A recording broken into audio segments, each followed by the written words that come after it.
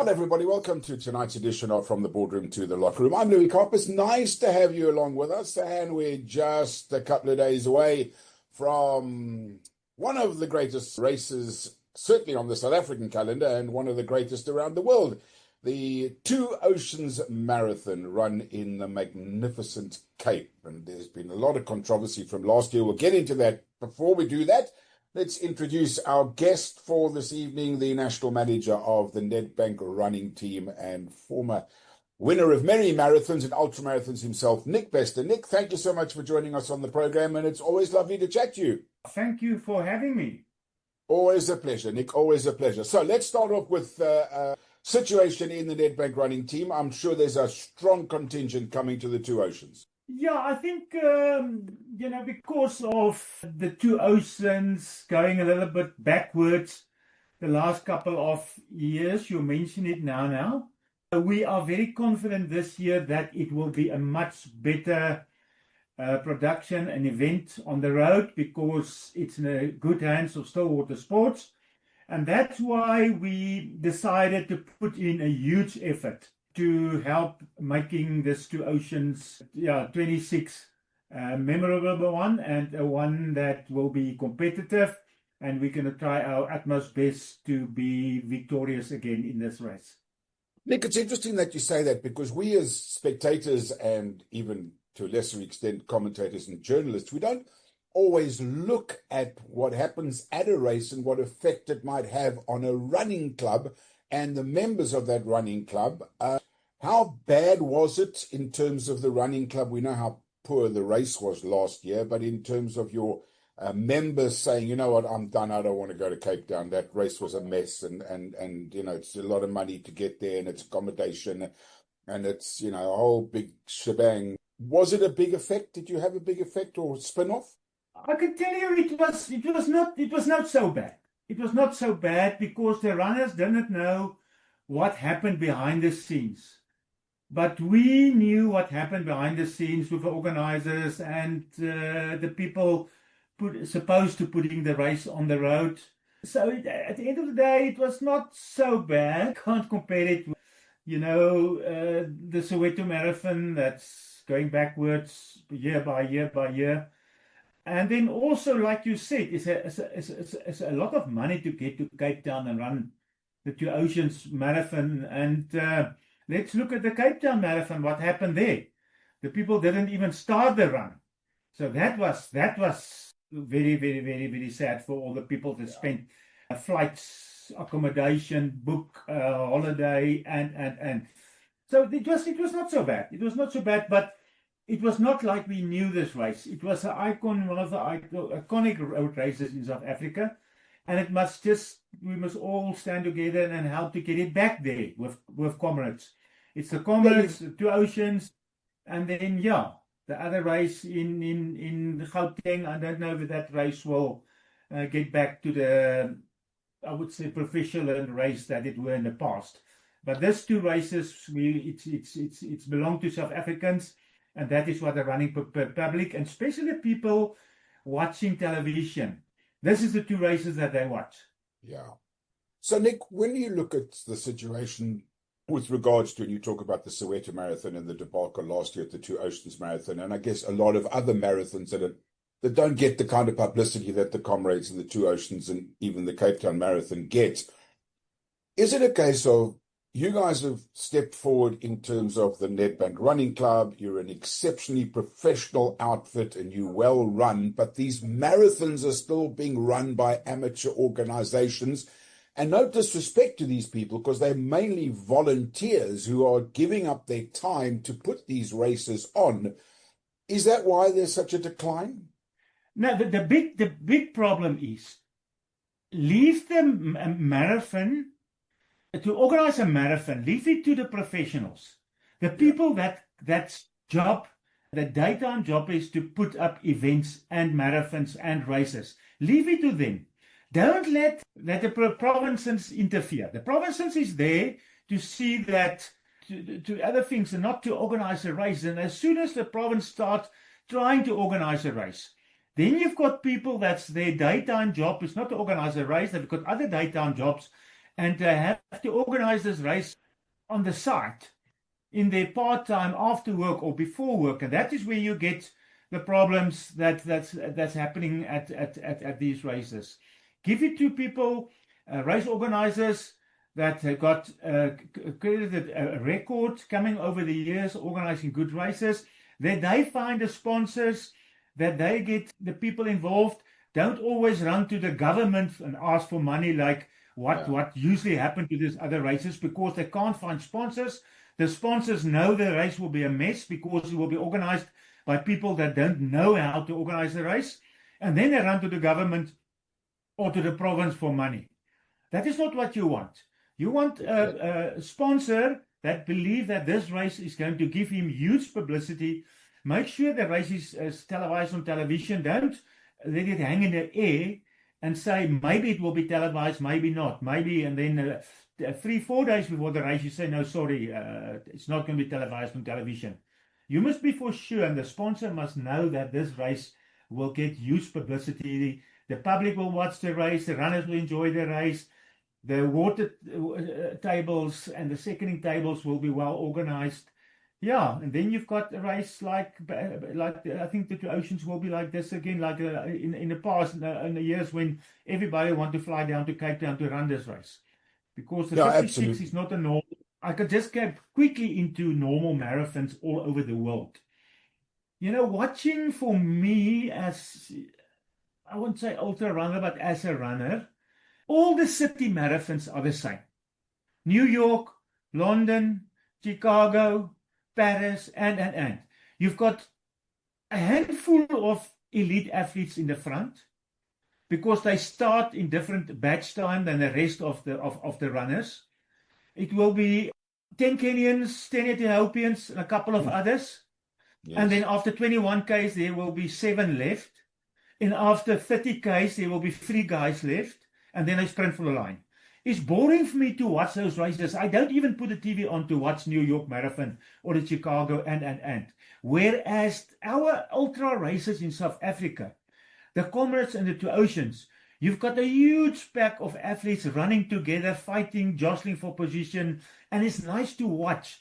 It's hills, it's turns, it's interesting to watch, and you don't know who's going to win the race. Whereas in the normal city marathon, it's boring to watch. All of them are flat races, nothing crucial to happen. You just know that the fastest guy in the pack is going to win the race at the end of the day. So what I want to say and come back to, this is iconic race of South Africa to be broadcast on television, and that's why the general public and the guys who performed in these races become household names in South Africa.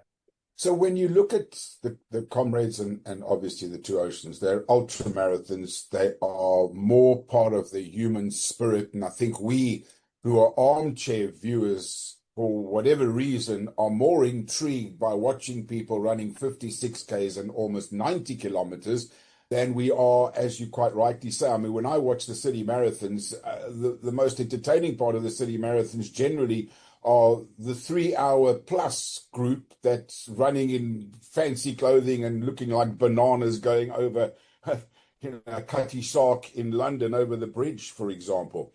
But I guess it still does, you still need, as the national manager of the Nedbank Running Club, you still need to have enough races in South Africa for the huge number of members that you have in your club to be able to continue on. Yeah, no, definitely. Luckily, there is a couple of other races that come up, and it's been organized by professional people. But still, if you race the Comrades Marathon, you take 2 to 3 months to recover after the race. Then you must start getting ready to qualify for the next year's race, because your entry must be in by the end of the year, what even. Yeah. So, yeah, that's where the other, I would say, the other marathons that's in the olden days, the main races to run to qualify for Comrades or to get ready for Comrades or to train for Comrades was the Loskop Marathon, the Milo Corky Marathon. And those two races are also not, well, Milo Corky is totally off the cards. It's not happening anymore. The Loskop is all right. It's a good race to run, but there's new races coming up, like the Elands Track 4 Marathon. But like you said, yeah, we need more races that the runners can get publicity and where the sponsors would like to become part of. Right, let's talk about the Two Oceans, because that, of course, is the big one coming up, as I say, in a couple of days' time. Talk to us about the Nedbank running team. What can we expect from your team, and how have they prepared? Are they well prepared? Are they ready for this? Yeah, you know, like I said, we put in an effort this year to make it a huge success for the team and also to support the Two Oceans Marathon and the new race organizers. We hosted free training camps in South Africa for the Two Oceans Marathon. The one was in Klerksdorp, where the last two years ago, winner come from, Konkobe, Onolene Konkobe, who is a very guy that create a lot of publicity by the way he's speaking at press conferences before and after the race. He called himself the head of the table. Then the other training camp was in KwaZulu-Natal in Underberg. I'm building a completely new development team there from KwaZulu-Natal Kingdom, the Zulu Kingdom, because there's a lot of runners that can run it. So I've got 8 new runners there. And they attended that training camp in Underberg that was being managed by one of my managers in Pietermaritzburg, Mr. Batandani Nene. We all know that Pio Mapolking is one of our best coaches, and he's coaching in Klerksdorp. I have a training camp there with Lucky Mahali and Onolene Konkobe, Joel Mamoni, and a couple of other runners. And then also, we had a training camp, Two Oceans training camp in George, where the runner-up of 2 years ago, Lloyd Bosman, who was injured last year, he is helping us there, bringing up new guys like Salvo and Matthews.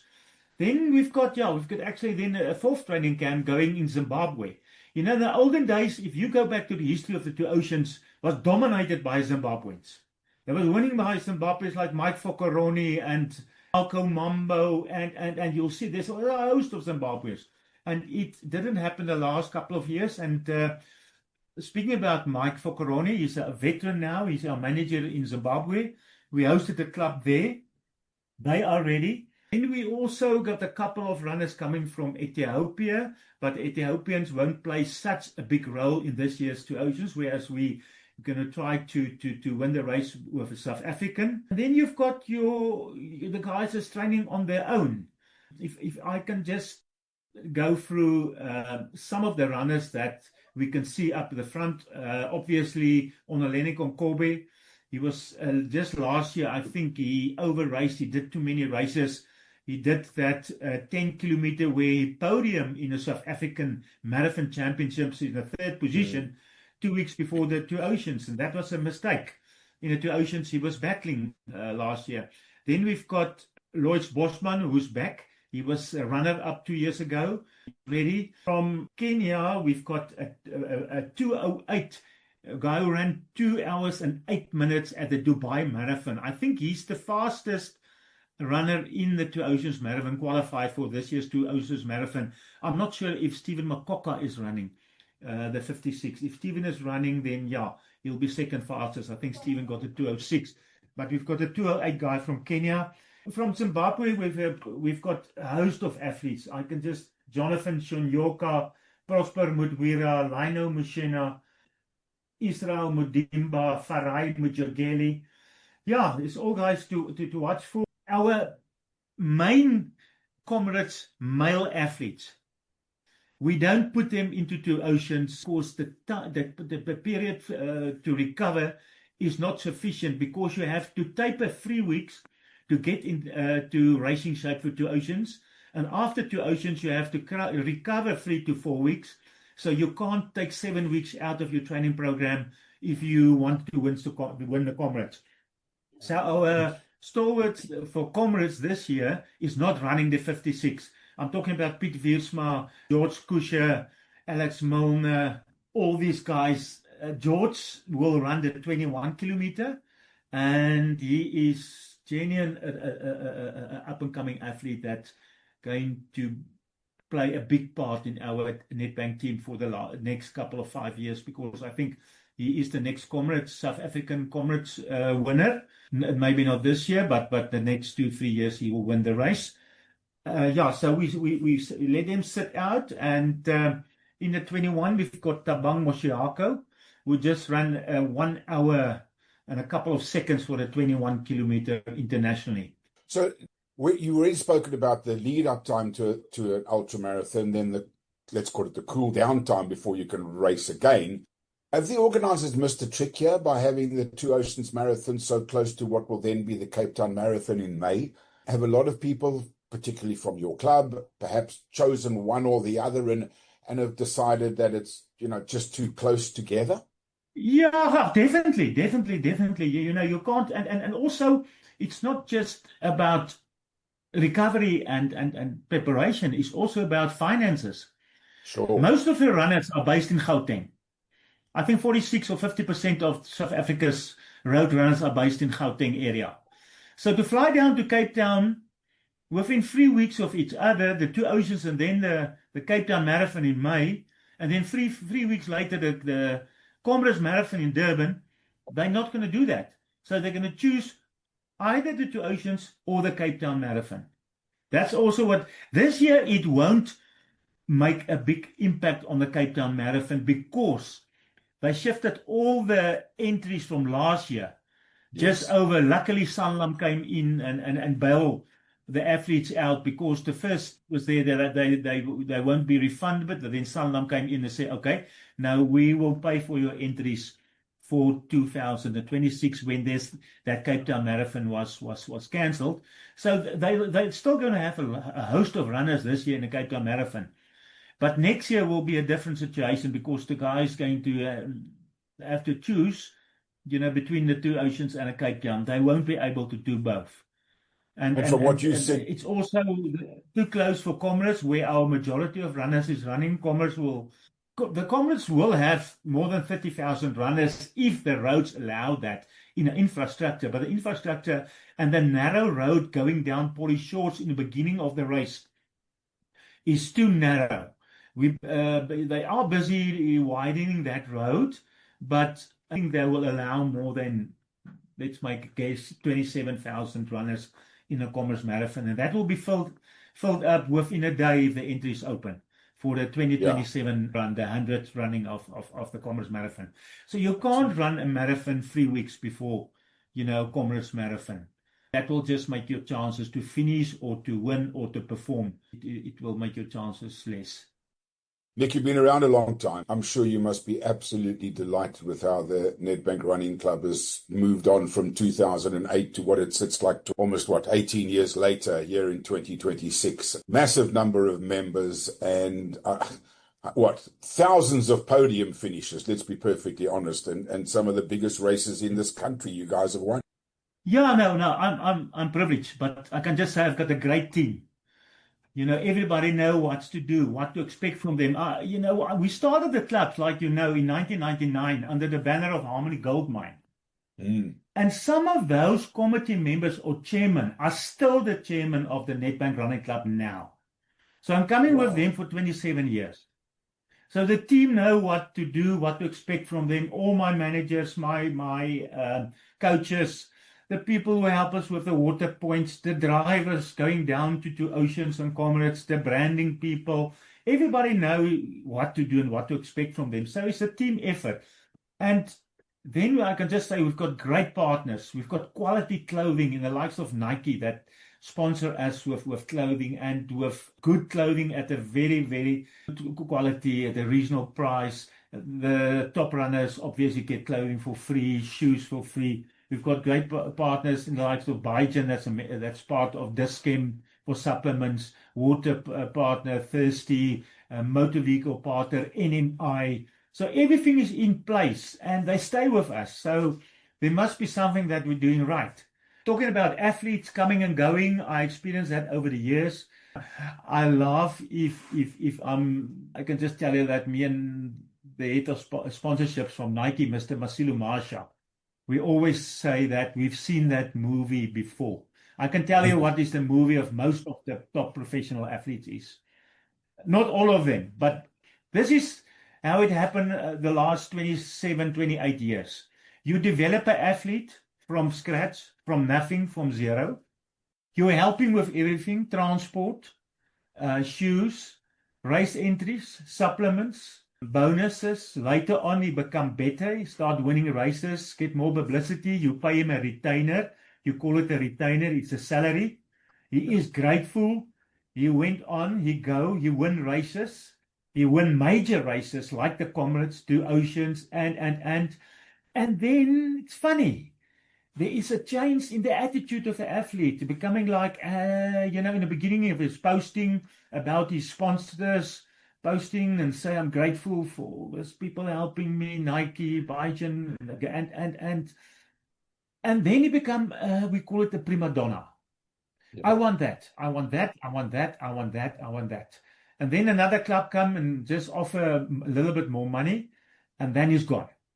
But we call it, me and Masilo, we've seen that movie before. Yeah. But that doesn't bother us because we know what we can do and we just start developing from scratch. We develop new athletes. Like I said, not all of them are like that, but that's a normal story of elite athlete.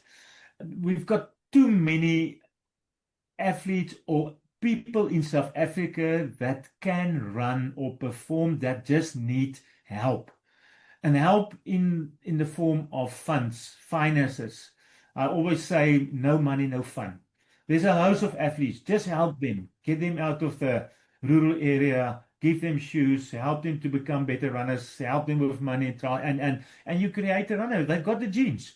You've got the genes, especially genes coming all over from Limpopo, Zimbabwe, round to Rustenburg.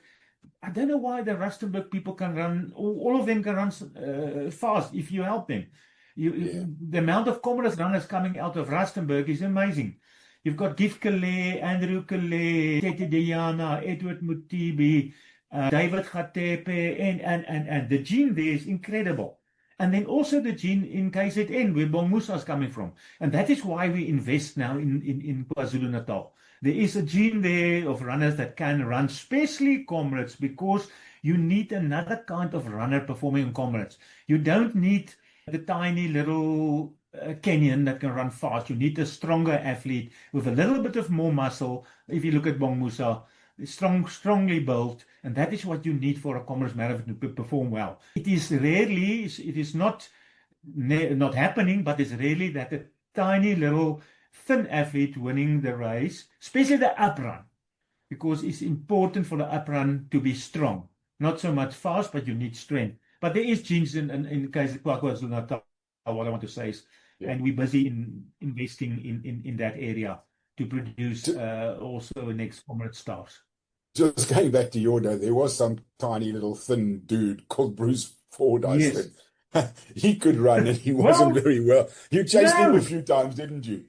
Yeah, but listen, Bruce was not so tiny. Look at his legs. He was short, but he was strong legs. He had muscle.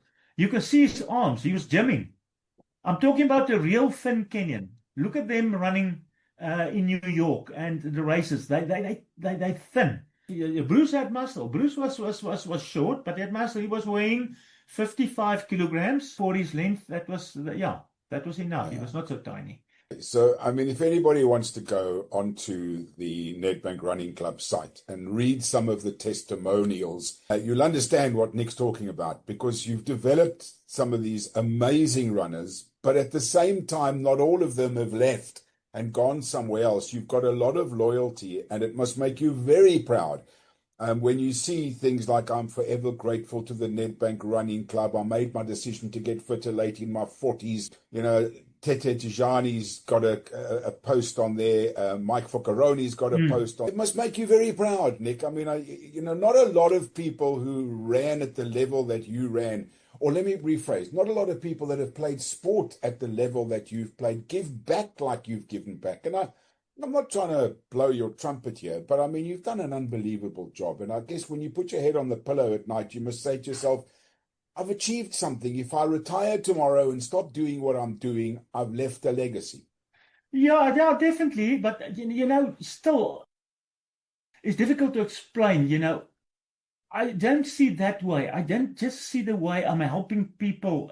I promise you, and it is not a lie, I carry on with this because there is at least 250 people that depends on this sponsorship every month to get Yeah. some kind of income. So for me, it's to help them getting something. And I'm not talking about just runners. I'm talking about coaches, people doing, drivers, helping with water points, putting up branding, and there's a host of people that get something paid at the end of the month because of the running club. And I can just, I will never be able to stop. I have to go on and Yeah. do this. And I'm enjoying it.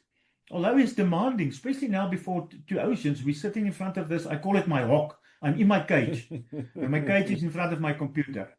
And I'm Yeah. on my computer only at the office, also at night at my house because you have to get everything in place. But enjoying it. It's my sport, and my hobby became my job.